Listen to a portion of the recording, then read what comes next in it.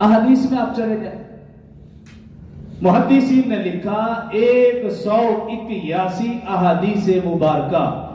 ایسی ہیں جن میں رسول اللہ صلی اللہ علیہ وسلم نے سیدنا ابوبکر رضی اللہ عنہ کا نام لے کر آپ کی شان، فضائل اور منقبت بیان کی۔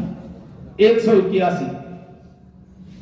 88 احادیث مبارکہ ایسی ہیں رسول اللہ صلی اللہ علیہ وسلم نے حضرت ابوبکر اور حضرت عمر دونوں کا نام لے کر دونوں کے فضائل، مناقب بیان فرمائے، اور 17 احادیث مبارکہ ایسی ہیں رسول اللہ صلی اللہ علیہ وسلم نے ابوبکر، عمر، عثمان رضی اللہ عنہم تینوں خلفاء کا نام لے کر فضائل، مناقب بیان فرمائے، اور 14 احادیث مبارکہ ایسی ہیں جس میں رسول اللہ صلی اللہ علیہ وسلم نے ابوبکر، عمر، عثمان، علی رضی اللہ عنہم چاروں کا نام لے کر اور اسی ترتیب سے نام لے کر فضائل اور مناقب بیان فرمائے، اور 16 احادیث مبارکہ ایسی ہیں جس میں رسول اللہ صلی اللہ علیہ وسلم نے ابوبکر رضی اللہ عنہ کے ساتھ دیگر صحابہ کرام کا نام لے کر فضائل، مناقب بیان فرمائے۔ محدثین نے لکھا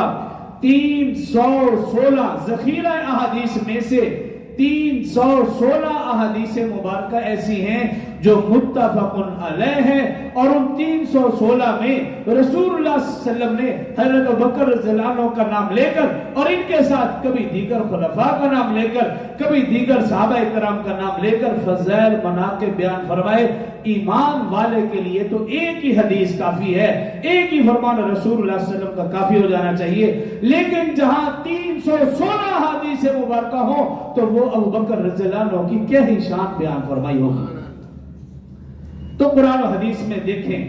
تو سیدنا ابوبکر رضی اللہ عنہ کے فضائل اور مناقب کثرت سے بیان ہوا۔